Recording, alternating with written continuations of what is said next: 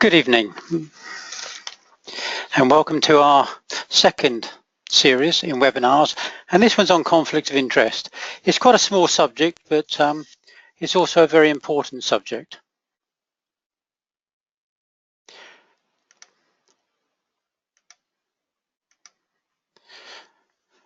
Right, let's start. My name is David Arnold. I'm chairman of the Association of First Aiders, and I'm also director of AoFA Qualifications, and I'm also known as the responsible officer within AoFA Qualifications. And what that means is that it's my responsibility when Ofqual phones. Just a couple of things before we get going. How to use the webinar. You might have something like this in the right hand corner. If you don't, you might have a little red, an orange button that you need to click to see it. Nothing too important here, but there is a section there where you can ask questions. So if you type in questions, what we'll do is probably at the end of it, we'll have a look through them and answer where we can. If you're using a tablet, then sometimes you've got to move your cursor all the way to the bottom of the screen, and then a box will pop up. I think it's something like messages according to the version that you've got. Okay, well, that's me again. I missed a slide, but we're catching up again now. What we also like to do is to have a little poll to see what's happening out there and on your side, because it's quite lonely on my side because I can't see who you are. I've got a list of names, which is great, but I don't get any feedback. So this is one way. So we're just going to kick off a poll, and you'll see it come up on the screen. Just click the button that you think is applicable to you.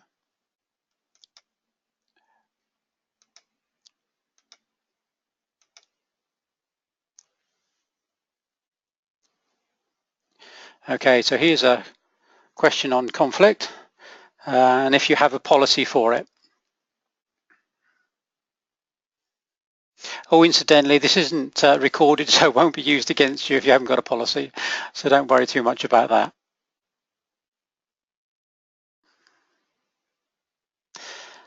On my side, I can see the numbers changing as people click the button, which is quite good. And it's nice to see that we got yes quite well in the lead. Of course, having a policy is a little bit different to actually using it, but it's quite nice, right? So we're just going to stop the poll now.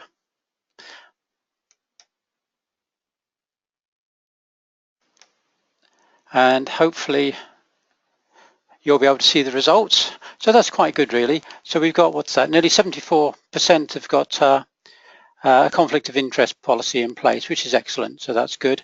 And we've got about 4% that's not quite certain what a conflict is. Right, okay, that's great. Let's move on.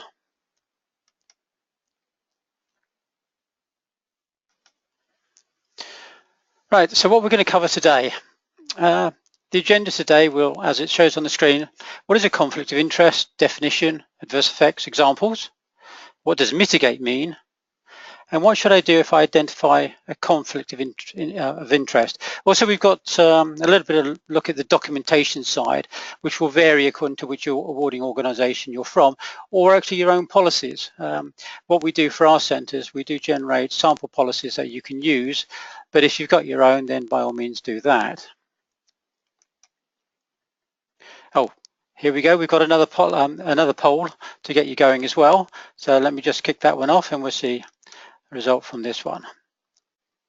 This is, which would you consider a conflict of interest? So that's your question, and you'll see it pop up on the screen now.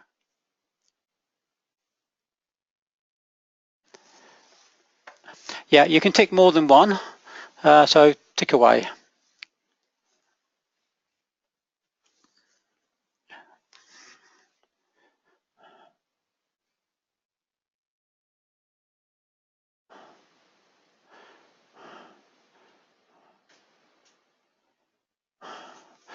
Gosh, they're jumping all over the screen on mine. The romantic one's taking quite a good look at, so that's great.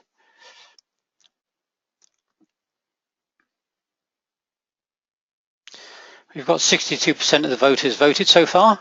We'll just wait until it gets close to 100% and then I'll close the poll.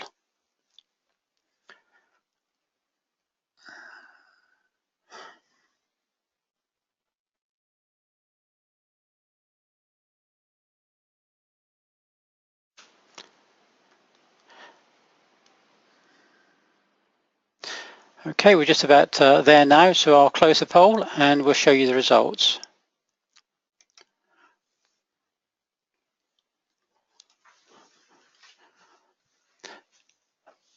Okay, so that's very good. You've all identified the romantic relationship with learners. Assessing the boss, that's quite good. Trainer and IQA the same person, yes. A freelance trainer poaches your client. That is a conflict of interest, but it's a slightly different one. And I did put that in there just to focus us on what a conflict of interest is in this instance. Husband and wife team where one IQAs, the other was work. Good, okay, let's move on. We'll be covering some of these and discussing them in the next couple of slides.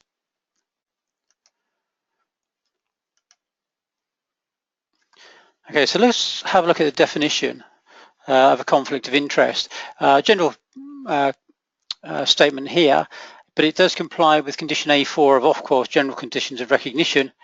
You'll be pleased to know that you don't have to comply with their conditions, you have to comply with ours. But us as an awarding organisation, we've got about 200 conditions of recognition that we must comply with. Conflict of interest is just one, and we actually do have our own conflict of interest policy here, which govern our own staff and our board members. But let's just look at this. So a conflict of interest is essentially the situation where the relationship between two people will result in opposing motives, undermining the quality or validity of an assessment. A couple of things here. Two people, well, that could be two businesses, etc. And also, it emphasizes quite a lot on the assessment. And that's an important thing to keep in mind, because the assessment itself is an integral part of deciding whether somebody has obtained the award or not. So that's quite an interesting point.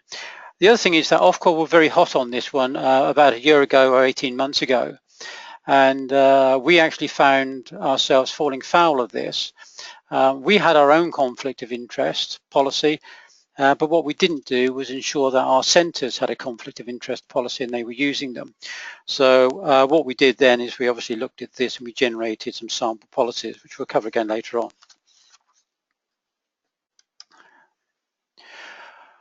So you could look at a conflict of interest as it causes an adverse effect. Adverse effect is quite a general term Ofqual uses.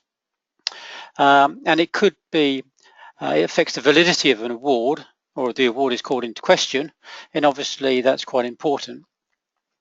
Validity of the assessment, which I suppose really ties into the first point, but also the reputation of the qualification, reputation of Ofqual, the reputation of us as an awarding organisation, of course your organisation as well. So all of these things can affect the qualification. And one thing we need to always be aware of is that if the qualification gets a bad reputation, then that's going to affect everybody. So, but you could look at it on the bottom line there, any action that results in a breach of compliance. Let's have a look at a few examples that can be seen. Some of these came up in those the poll that we showed earlier on. So the other thing could be is that where potential conflicts could exist, then we need to see if we can prevent them. So just to give an example of if centres are using, if the people are attending at the moment, you're one of our centres, then you'll be well aware of the process that we use when you claim for certificates. So if you take, say, a first aid qualification, the first aider acts as the assessor for the practical point from the practical assessments, but they also deal with marking the actual MCQ paper. So that's a lot of responsibility all placed on one person, and malpractice quite readily occur in that process.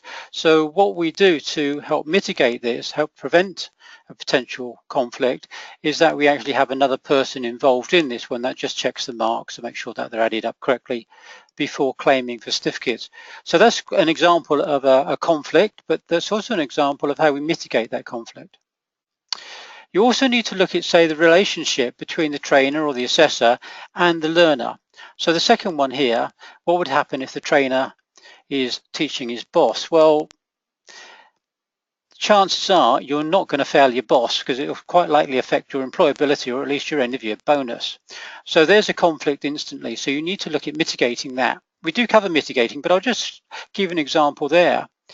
If that was the case, then you could get an independent assessor to come in to do the final assessments, and that would then remove you from the picture, and then you could look at that course or that award being independent of any conflict of interest.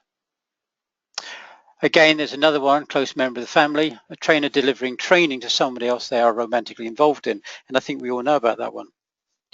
One thing you need to consider though is that a conflict can occur if you're treating a learner not just more favorably, but also less favorably. So if, say, you're going back to the romantic side of things, well, if you've broken up, you might be some animosity there still, so you might not like them to pass. But it's not just that. So you could take a disliking to somebody that's on the course. Or failing that, you might find that somebody on your first A course is one of your competitors doing a requal. But so you need to just be aware of this sort of thing. We did look at the idea of maybe a freelance trainer poaching your business, taking your clients. That is a conflict of interest, but that's not one that will affect directly our qualifications. So that's outside of what we would look at as a conflict of interest. From your business point of view, there is a conflict, and that's very important. You could also look at what materials they're using. Is there a conflict in the materials they're using? Are they using their own PowerPoint instead of yours? Are they promoting other people, etc.? All of these are conflicts of interest, but some are more applicable to the qualification and more applicable to your own business and how it acts. Also, we use MCQs, multi-choice questions, because this also injects a degree of autonomy within that activity. So that also helps to mitigate any potential conflict of interest. Of course, you've got to be careful because maybe the trainer might be going on a requal course with another one of our centres and they've already seen the question exam paper, the MCQ, so there would be a conflict there.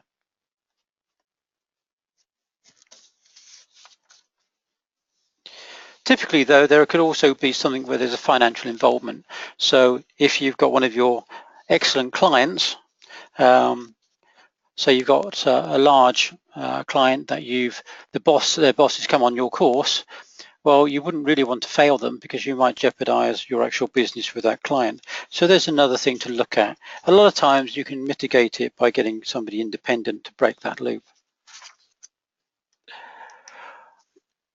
So what does mitigate mean? I think you've seen some examples already, but I think the little cartoon down there is quite applicable.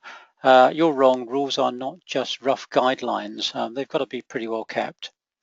When you get an EQA visit, one of the policies they often look at is your conflict of interest.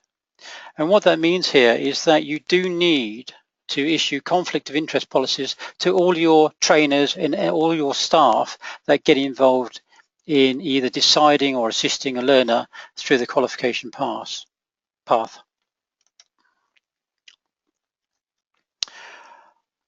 What should I do if I identify a conflict of interest? Well, anybody that identifies it should report it to the head of centre. And a lot of times it can be quite easy to mitigate that by putting another person in, farming just part of that qualification out, say the assessment part of it, or looking at getting an independent internal quality assurer in to check some of the work. So a lot of times we wouldn't need to know about any conflict of interest that comes up within your organization because it's managed by your own people. However, if you can't mitigate it or you're uncertain, then you can always call the awarding organization, give us a call and we'll help look at it for you. There was an interesting one that occurred in our organization that could potentially be quite a bad conflict of interest. I actually went on one of our own qualifications on internal quality assurance. And of course, yes, we went through the assessors independent, etc. But when we looked at the certificate, of course, it had my name on it, and it also had me as the head of the awarding organization. So that really looked bad. So we mitigated that to make sure that we had independent people internal quality assurance and EQA, actually come in and check my portfolio on this qualification independently, and they've also signed that off. So what that means is that it's not just one person signing us off, there was 2 or 3 people involved in this, so there is a degree of managing a potential conflict, because a potential conflict needs to be managed, but it must also be seen to be managed, and that can be a different thing.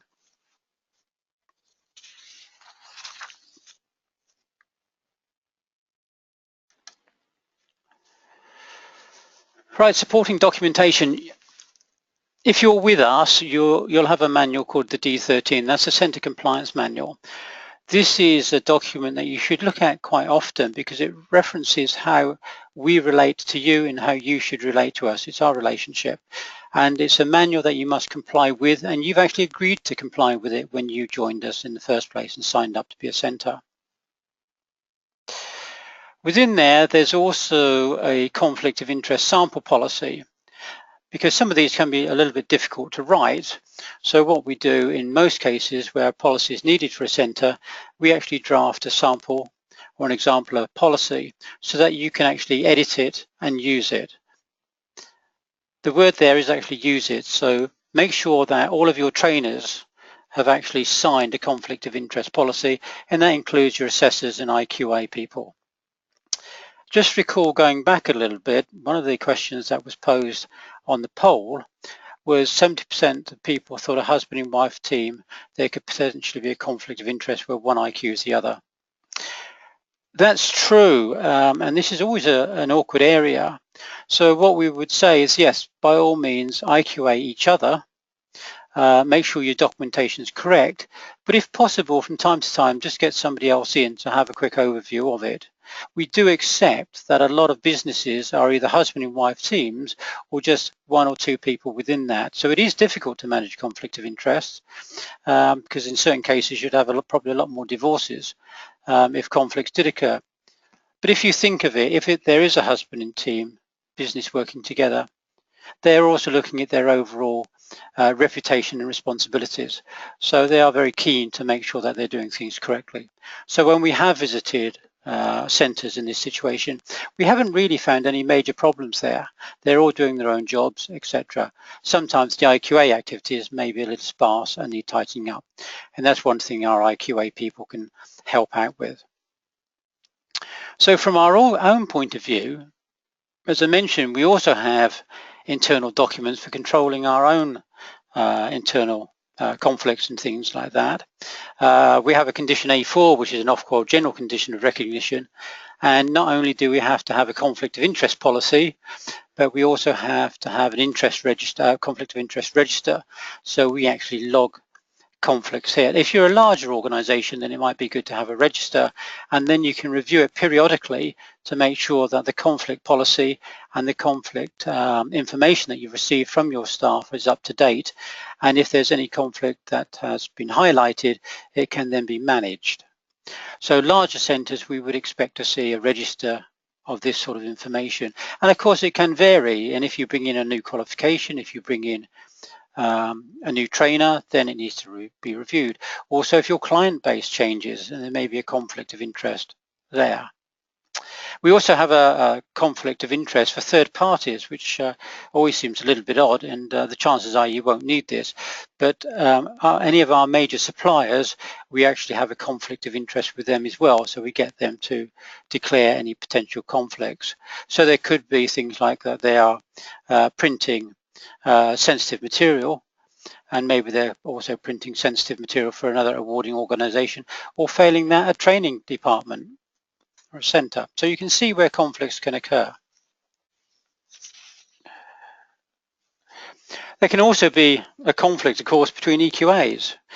We have had an EQA asked to visit a center, and the center came back and said, no, they're actually potentially could be one of our competitors.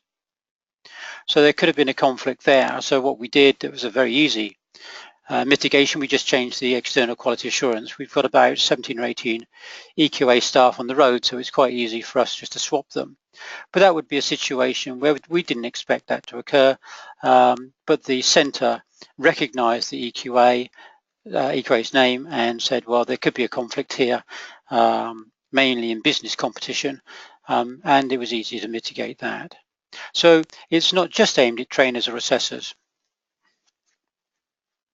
So this is quite a quick webinar, but let's just move on.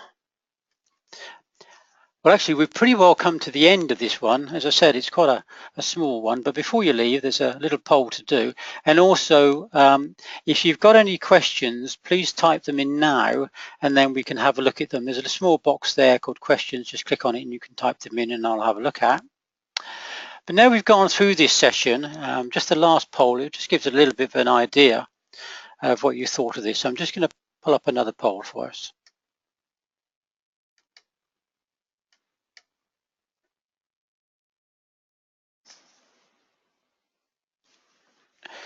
Okay, now we've gone through this quite small, but I wouldn't say it's an interesting topic, but it's a bit of a dry topic, but we need to know this. Have you got any ideas that have come to mind since going through this? Hopefully we've prompted your mind and memory to think of the different staff and things that may have a conflict. So if you can just tick on one of those, it would be great.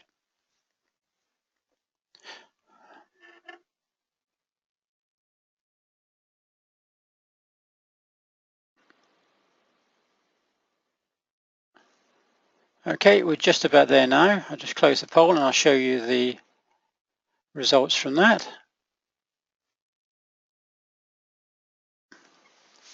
Well, it's nice that we have prompted 32% of you, and we've got quite a few people on now. I think we're coming up to around about the 90 people on the webinar at the moment. So we've prompted a fair amount of you to have a look at it. 68% say no. Well, that's good in its own right. I'm just going to have a look at some of the questions and let's see if we can answer them for you.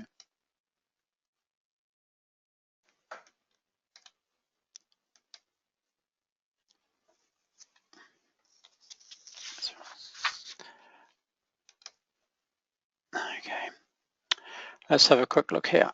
Okay.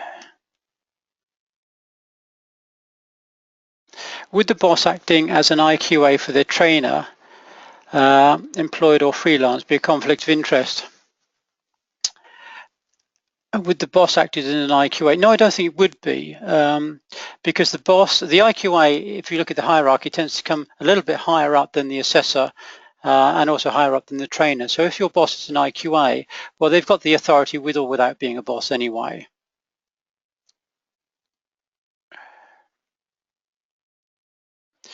How would you suggest a husband and wife team go about avoiding conflict of interest when there are only trainers, assessors and managers at the centre? If you've got a husband and wife team, the main thing is to document it. Make sure that you document the procedures that you do. And then if the EQA comes in, then they've got evidence that you're actually carrying out the activities. There's always ways of, there's always conflicts of interest, and there's also wrong ways of circumventing it and getting around it. But in general, if you've documented that there is a potential conflict of interest and you manage it by increased paperwork to make sure that it's done, and also if you've got a colleague or a friend or something like this that could come in and just countersign it, not necessarily a friend, that's probably the wrong term because itself could be a conflict of interest, but if you've got an independent person that could come in, maybe from another centre, maybe we've got somebody that could come in and see you, then that would help. But we do have a lot of centres that are just two people and they manage conflict of interest quite readily. The main thing is we do say that if you are the trainer and assessor on the course, then the other person must act as the IQA. So you have two people involved. Somebody said the sound's gone funny, is it my end? I hope it is your end, but this will be recorded, so you should be able to listen to it again.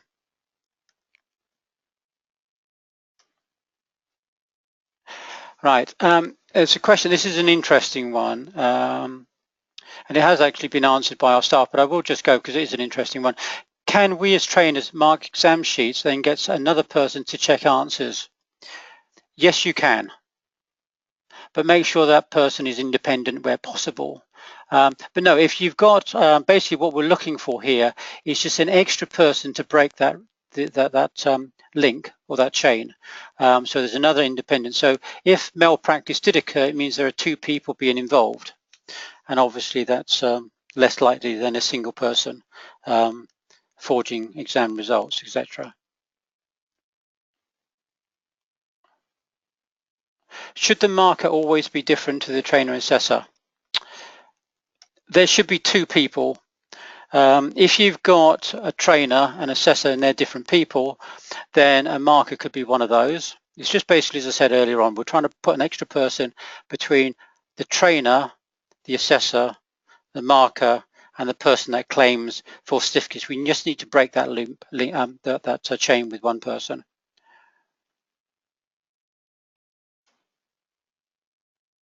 Right, somebody's not quite certain how the boss can be a conflict of interest. If you are training your boss or you are coming across where there's a conflict, say your boss is the trainer and you are IQAing them, then potentially are you going to pull your boss up and say that you're not fit to be a trainer and we wish you to go on more training? Likewise, the other way around, if you're training your boss, say in first aid, are you likely to fail him because he maybe take a dim view of the fact that you're failing him? So there's that. But in that case, if you can get a third person in to act as an assessor, then you've instantly mitigated that problem.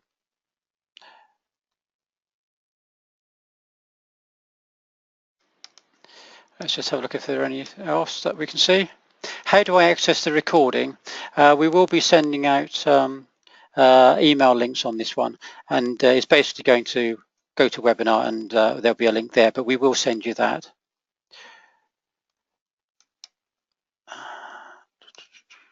So bear with me, we've got quite a few questions here. I'm just looking, some of them are the same.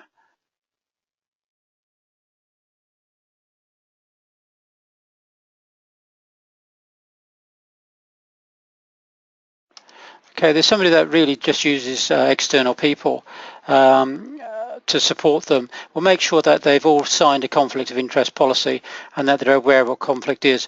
Our form, which is the C32, it does give examples to give the person that's signing it also food for thought when they're actually saying that there's conflict or not.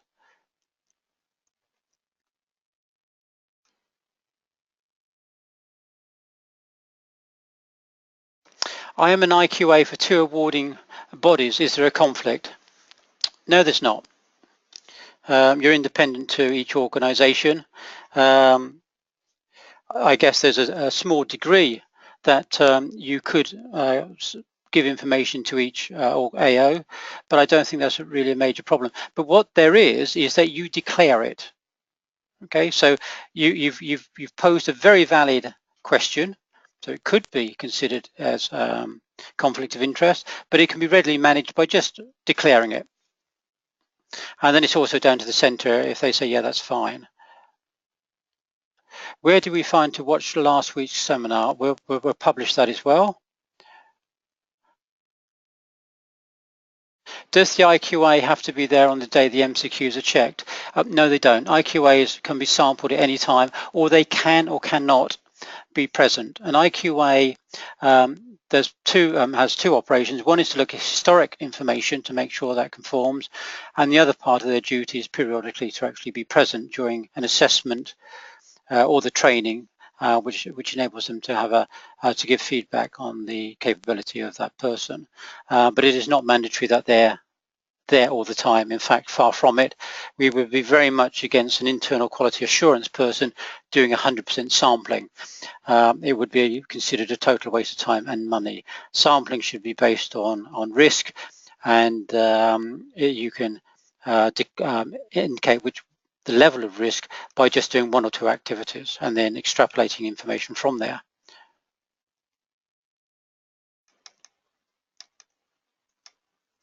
Can we submit names onto databases before getting results back? Yes, you can.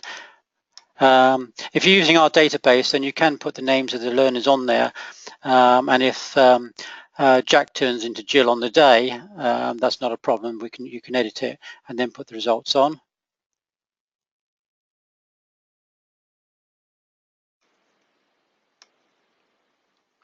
What documents do I need to keep for IQA purposes?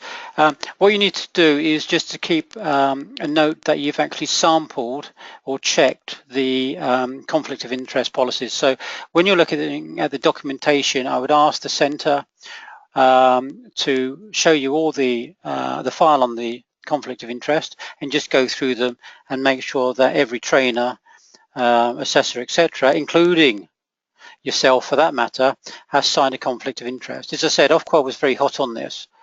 One thing to also consider is that Ofqual also covers A-levels and bits and pieces like that. And we are also tarnished to a certain extent with the same brush, or at least the requirements actually ripple down to us here. So in certain subjects, conflict of interest would be extremely important at different levels. So that's one thing to keep in mind. Right, well, we've gone through all of the questions. Sorry, I've just got one here. IQA acting as a marker. An IQA can act as a marker as long as it's separate to the trainer. Okay, we're just looking at breaking that link. We are, just for the people that use our exam papers or multi-choice papers, initially, we couldn't say that the trainer was the marker. So what we used to say was the trainer checks the paper and gives a preliminary score, and then a separate person officially marks it. We managed to get Ofqual to accept that that's a stupid terminology. So what we will be doing later on is just rewording that to saying that the trainer will also mark the paper, and at later time, before it goes on our system to claim certificates, somebody else will give it a quick check. So it's just terminology. The process is identical. We've just made the terminology a little bit more easier to understand. Okay. Well, that comes to an end. So look, thank you very much for your time. We will be bringing up other webinars in due course. So if you've got one you'd like us to cover, then please let us know. At the end of this, you'll be sent to a basic questionnaire. If you can fill that in, that would be great. I know one area that we are looking at, which is quite a complicated area, and it would certainly take more than the 35 minutes that we're doing at the moment, is actually understanding qualification specifications in connection with levels. So one thing that trainers should be knowledgeable on is to be able to get a qual-spec which defines the learning outcomes and the assessment criteria, and actually to look at the verbs of the assessment criteria and interpret that dependent on the level of the qualification. So lower level qualifications, say level 2, would be things like maybe demonstrate, but a higher level might be understand. Understand type things as a higher level, because you actually have to understand what you're doing rather than just demonstrate it.